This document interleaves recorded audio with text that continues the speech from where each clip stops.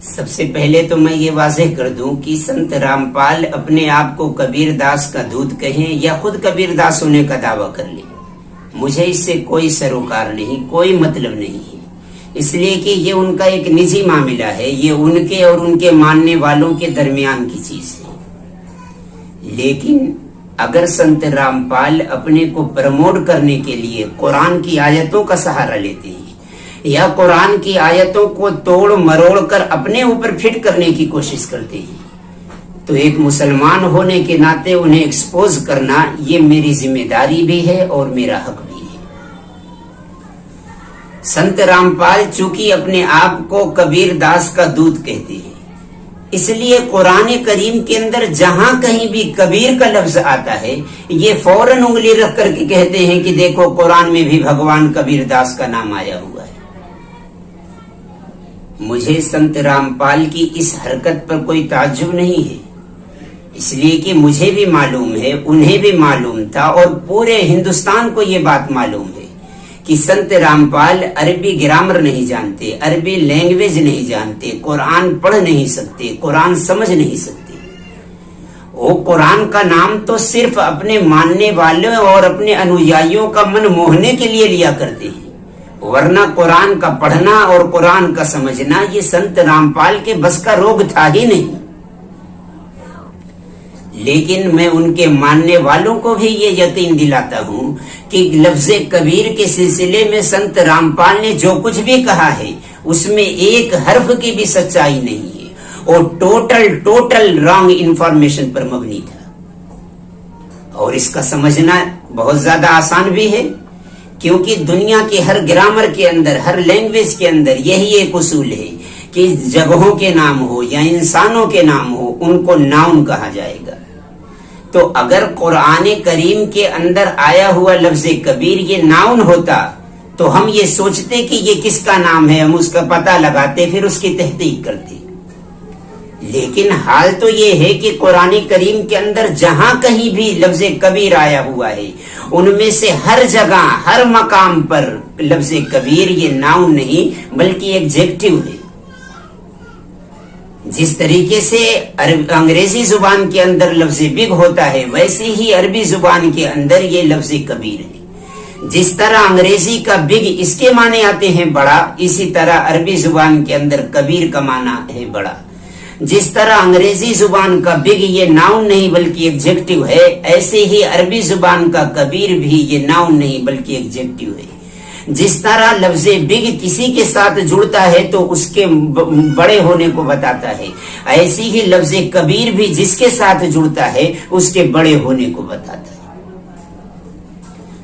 تو سنت رامپال سے یہ غلطی ہوئی، یا یہ کہیے کہ سنت رامپال نے اپنے ماننے والوں کو اس طرح بھرمت کیا، اس طرح دھوکے میں رکھا کہ ایک ایڈجیکٹو کو انہوں نے ناؤن بنا کر کے پیش کر دیا۔ حالانکہ لفظ کبیر قرآن کریم کے اندر جہاں کہیں بھی آیا ہے یہ ہمیشہ ایڈجیکٹو ہی بن کر کے آیا ہے، اور لفظ کبیر اصل کے اعتبار سے بھی یہ ایڈجیکٹو ہی ہے۔ چنانچہ قرآن کریم میں کم از کم 29-30 جگہوں پر لفظ کبیر کا استعمال ہوا ہے۔ میں اس کی تفصیل آپ لوگوں کے سامنے رکھتا ہوں۔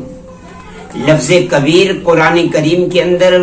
29-30 جگہوں پر آیا ہے، جیسے سورہ بقرہ آیت نمبر 282، سورہ نساء آیت نمبر 2، سورہ نساء آیت نمبر 34، سورہ یوسف آیت نمبر 78، سورہ بنی اسرائیل آیت نمبر 4، سورہ بنی اسرائیل آیت نمبر 9،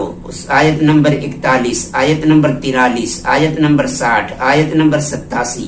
سورہ انبیاء آیت نمبر 58، سورہ فرقان آیت نمبر 19، آیت نمبر 21، آیت نمبر 52، سورہ احزاب آیت نمبر 47، آیت نمبر 68، سورہ دہر آیت نمبر 20، سورہ توبہ آیت نمبر 121، سورہ کہف آیت نمبر 49، سورہ ہود آیت نمبر 3، سورہ ملک آیت نمبر 9، سورہ بقرہ آیت نمبر 217، سورہ بقرہ آیت نمبر 219، سورہ انفال آیت نمبر 73، سورہ ہود آیت نمبر 11، سورہ قصص آیت نمبر 23، سورہ فاطر آیت نمبر 7، سورہ حدید آیت نمبر 7، سورہ ملک آیت نمبر 12۔ تو یہ کل کم و بیش 29-30 जगह। मैं पूरी दुनिया को ओपन चैलेंज कर रहा हूं कि जिसका भी दिल करे, जब भी दिल करे, वो कुरान की इन जगहों को खोल करके देखे, लफ्ज कबीर को आगे पीछे से मिला करके देखे, उसे खुद मालूम हो जाएगा कि लफ्ज कबीर यहाँ नाउन बन करके आया है या वो एग्जेक्टिव बन करके आया हुआ है। और उसे ये भी यकीन हो जाएगा कि संत रामपाल जो कुछ कह रहे हैं वो ज्यादा सही है, या 1400 सालों से मुस्लिम उलमा जो कह रहे हैं वो ज्यादा सही है। बात बहुत ज्यादा तवील हो जाएगी, इसलिए मैं इन तमाम जगहों की तो वजाहत नहीं कर सकता। अलबत्ता जहां जहां भी लफ्ज कबीर आया हुआ है उनमें से एक दो जगह की वजाहत करता हुआ चलूं, ताकि मैंने जो कुछ कहा है वो अच्छी तरीके से हर शख्स को समझ में आ जाए।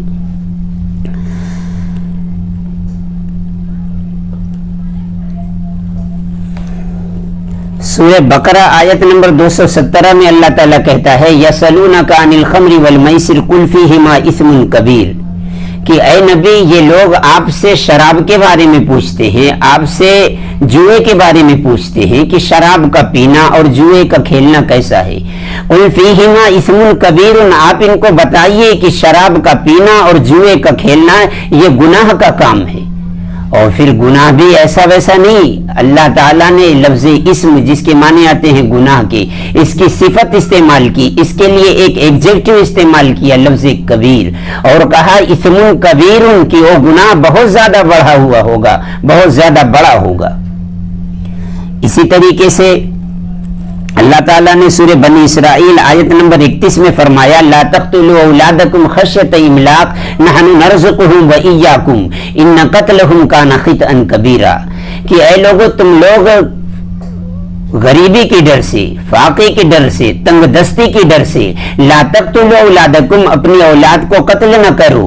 नहनु नरज़ुकुहुम व इय्याकुम, रिस्क देना और रोजी देना तो ये हमारा काम है, हमारी जिम्मेदारी है, हम उन्हें भी रिस्क देंगे, हम तुम्हें भी रिस्क देंगे, हम उन्हें भी खिलाएंगे पिलाएंगे, तुम्हें भी खिलाएंगे पिलाएंगे, इसलिए उनको कत्ल ना करो। इन्ना कत्लहुम कान खितन कबीरा, उनको कत्ल करना ये गुनाह का काम है। फिर यहाँ गुनाह के लिए लफ्ज खितन का इस्तेमाल किया गया, और फिर उसकी भी सिफत लाई गई, उसके लिए एडजेक्टिव लाया गया, क्या, कबीरा, कि ये कत्ल करना, इसमें भी कोई ऐसा वैसा गुनाह नहीं, बल्कि कत्ल करना ये भी बहुत बड़ा गुनाह। इसी तरह सूरह कसस आयत नंबर 23 के अंदर अल्लाह ताला ने फरमाया, क़ालता ला नस्क़ी हत्ता युस्दिर रिया व अबूना शैखुन कबीर। इस आयत में अल्लाह ताला ने हजरत मूसा अलैहिस्सलाम का एक वाक़या बयान किया है। जिन्होंने हजरत मूसा अलैहिस्सलाम का वाक़या सुन रखा होगा, पढ़ रखा होगा, उन्हें ये बात मालूम होगी कि जब हजरत मूसा मिस्र से हिजरत करके मदियन की तरफ गए हैं, तो जैसे ही मदियन के सरहद पर उन्होंने कदम रखा तो देखा कि एक बहुत बड़ा कुआं है और इसके इर्द गिर्द बहुत सारे लोग जमा हैं और अपनी बकरियों को पानी पिला रहे हैं। उन तमाम लोगों से परे हट करके थोड़ी सी दूरी पर दो औरतें भी अपनी बकरियों को लिए खड़ी हैं। हजरत मूसा उनके पास गए और पूछा, मा खतबुकुमा, यहाँ अकेले क्यों खड़ी हो, पानी क्यों नहीं पिला रही हो? तो उन्होंने कहा, ला नस्क़ी हत्ता युस्दिर रिया, हम अपनी बकरियों को उस वक्त तक पानी नहीं पिलाते जब तक ये मर्द लोग वापस न चले जाएं, जब तक ये चरवाहे अपनी बकरियों को पानी पिलाकर कुआं छोड़ न दे। जब कुआं खाली हो जाता है तब हम अपनी बकरियों को पानी पिलाते हैं। लेकिन यहीं पर एक सवाल उठता है कि आखिर औरतें होकर के यहाँ पानी पिलाने आती ही क्यों हैं? घर के किसी मर्द को भेज दिया होता। औरतों ने इस सवाल को भांप लिया और कहा, वाह अबूना शैखुन कबीर। बात दरअसल ये है कि हमारे घर में सिर्फ हमारे वालिद ही मौजूद हैं, और वो भी अबूना शैखुन, हमारे वालिद बहुत ज्यादा बूढ़े हैं। यहाँ पर शेख इसके माने आते हैं बूढ़े के, और बूढ़ा भी ऐसा वैसा नहीं, बल्कि इसके लिए भी सिफत और एग्जेक्टिव लाया गया है, कैसा, कबीरुन, कि वो बड़े ज्यादा बूढ़े हैं, बहुत ज्यादा बूढ़े हैं। तो यहाँ पर भी लफ्ज कबीर ये एग्जेक्टिव बन करके आया, और यहाँ पर इसके में भी माने हैं बड़े। तो इतनी मिसालों और इतनी वजाहतों से ये बात तो हर शख्स को यकीनी तौर पर मालूम हो गई होगी कि लफ्ज कबीर कुरान में जहाँ कहीं भी जब भी इस्तेमाल हुआ है ये सिफत बन करके आया है, एग्जेक्टिव बन करके आया है। लफ्ज कबीर कुरान करीम के अंदर नाउन बन करके कहीं आया ही नहीं है, और जब नाउन बन करके नहीं आया तो संत रामपाल का झूठ, संत संत रामपाल की भ्रमित कर देने वाली बातें खुद ब खुद एक्सपोज हो गई और सबको मालूम हो गया कि वो अपने सत्संगों में सिर्फ लोगों को भ्रमित करने के लिए कबीर का लफ्ज इस्तेमाल करते हैं, वरना हकीकत ये है कि लफ्ज कबीर कुरान करीम के अंदर दूसरे माना में इस्तेमाल हो।